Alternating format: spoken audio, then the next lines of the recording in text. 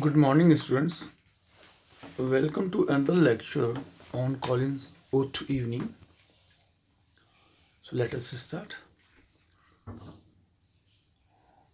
I ended my last lecture on Collins Evening with this line: "Views wild and swelling floods," in which the poet,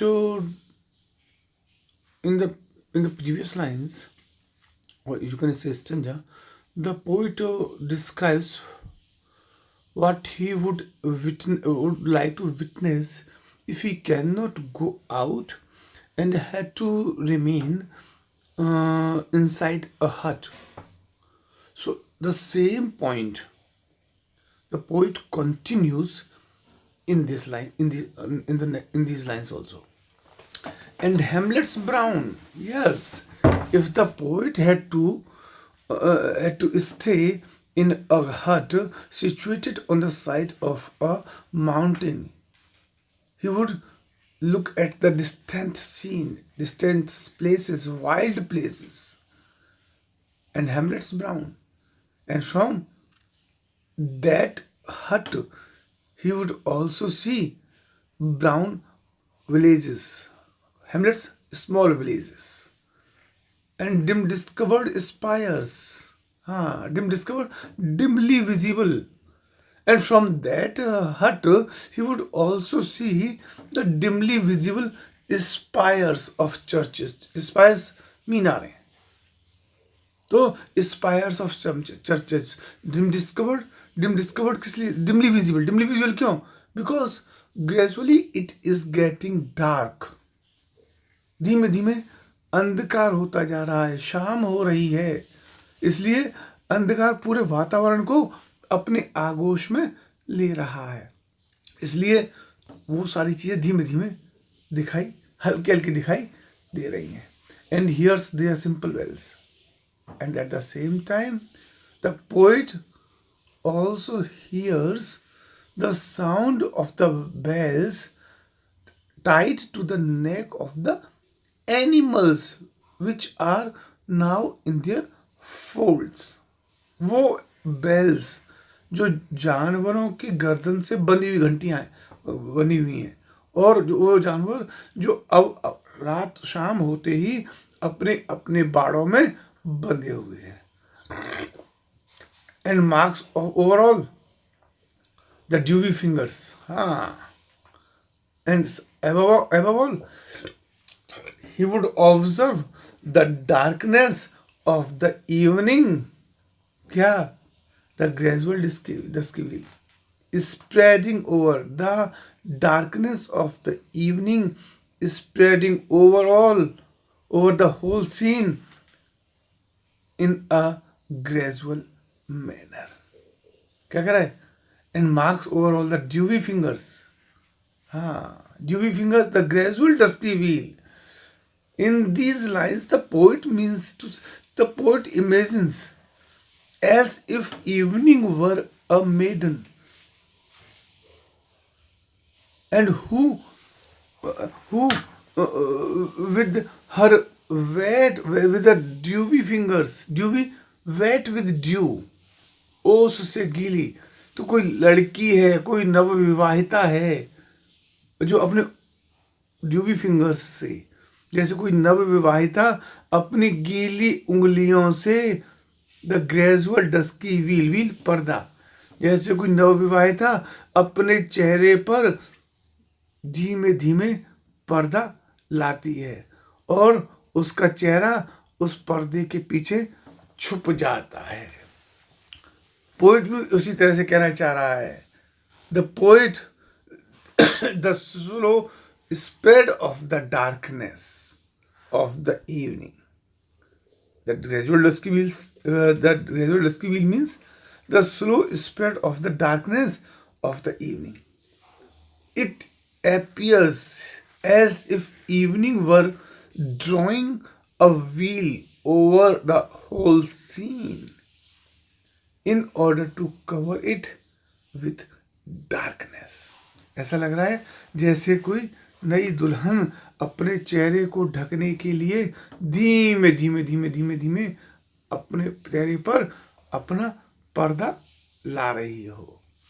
ऐसे ही evening, ऐसा लग रहा है कि evening पूरे वातावरण को कवर करने के लिए धीमे धीमे धीमे धीमे धीमे पर्दा, अंधकार का पर्दा खींच रही है। In the next lines, in the next stanza, the poet is describing all the activities which we can witness in different seasons. What happens during seasons? वो सारी की सारी चीजें, while spring shall love, while spring shall pour his showers. So long as spring shall pour his showers, as oft he want used to, जैसा कि अक्सर spring season में होता है। स्प्रिंग सीजन में क्या होता है? Spring shall pour his showers, जब तक, we will see this spring will pour his showers, जब एज ऑफ्ट, जैसा कि अक्सर स्प्रिंग सीजन में, ऑफ्ट अक्सर, ऑफ्टन, ही वॉन्ट, ही spring season, while spring shall pour his showers, जब जैसा कि अक्सर होता है, अगर उसी तरह से स्प्रिंग सीजन में उसी प्रकार से शावर होता रहेगा, उसी प्रकार से हल्की हल्की बारिश होती रहेगी। And bathe thy breathing tresses meekest eve, again addressing evening as a meekest eve. And bathe thy breathing tresses here, और वो स्प्रिंग इवनिंग के बालों को wash, bathing wash, breathing sweet smelling, यहाँ meekest eve, here evening is personified and described as the meekest eve or the gentle eve. The poet means to say that evening is a time of subdued or pensive feelings and of quiet thoughts. तो तब तक, जब तक spring में ऐसा होता रहेगा.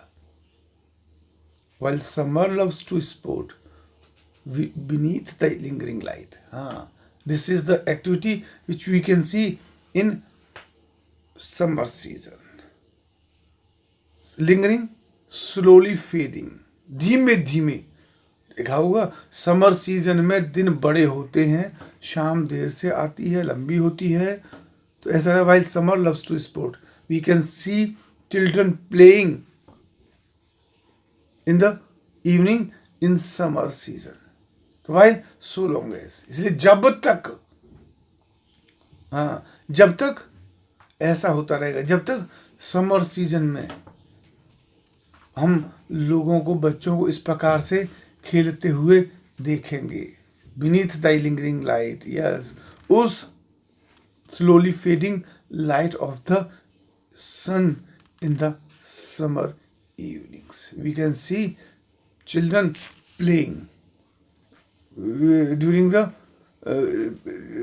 spring के बाद summer, and summer में people loves to play in the slowly fading light of the sun.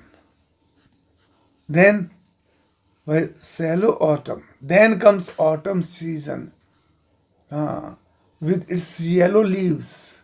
Shallow autumn fills thy lap with leaves. Autumn is the season of, जिसे कहते हैं पतझड़. तो ऑटम में पतझड़ होता है. Leaves falling in large numbers into the lap of evening. The poet is trying to say that autumn season fills the lap of evening with a large number of leaves. वो होता है. और winter then comes, after autumn comes winter. Yelling, crying, you can see chilly winds blowing in the winter season. Crying, yelling, crying through the troublous air, trouble creating, परेशान करने वाली winter की जो chilli winds होती हैं वो परेशान करने वाली होती हैं. Then comes after autumn comes winter.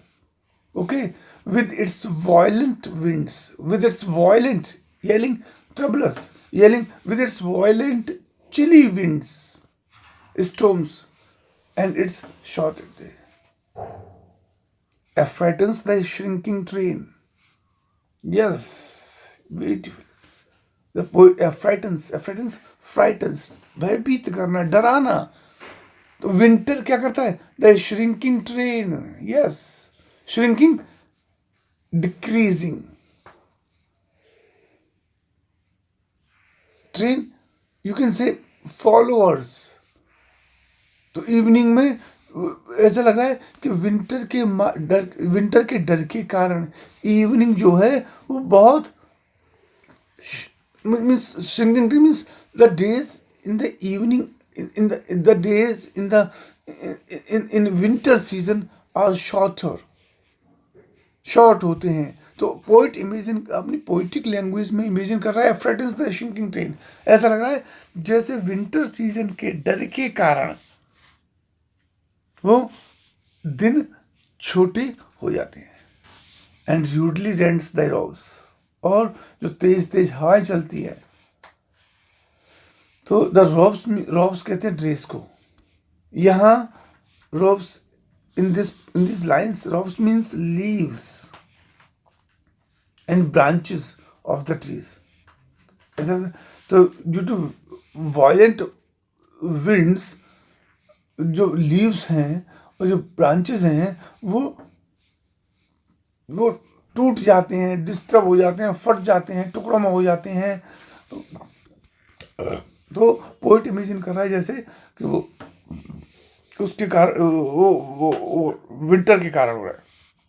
And rudely in a rough way. Okay, so long regardful of the quiet rule. हाँ, last stanza of the poem. So long as long, जब तक, regardful of the quiet rule. So long as the 4 seasons which the poet has described in the previous 2 stanzas. The poet wants to say that so long, jab tak, as long as the 4 seasons will perform their respective functions. जब तक इस प्रकार से सभी प्रकार के season अपना अपना काम करते रहेंगे. Shall fancy friendship, fancy people of imagination, imaginative people, friendship, हाँ, friendship loving people, those who believe in friendship. Science, man of science, scientists, smiling peace, and smile means peaceful person who remain cheerful all the time. Thy gentle influence own acknowledge. जब तक इस प्रकार के सभी लोग, चाहे वो fancy man of imagination हो, पोइट्स हों, राइटर्स हों, कल्पना वाले लोग हों, फ्रेंडशिप वाले लोग हों, साइंस वाले लोग हों, स्माइलिंग पीस हों, द जेंटल इन्फ्लुएंस ओन, जब तक ये लोग इस इवनिंग के इस जेंटल इन्फ्लुएंस को एक्सेप्ट करते रहेंगे and love the favourite name, they will love your favorite name. जब तक वो इवनिंग के नाम को करते रहेंगे तब तक इवनिंग अपने आप में अच्छी रहेगी.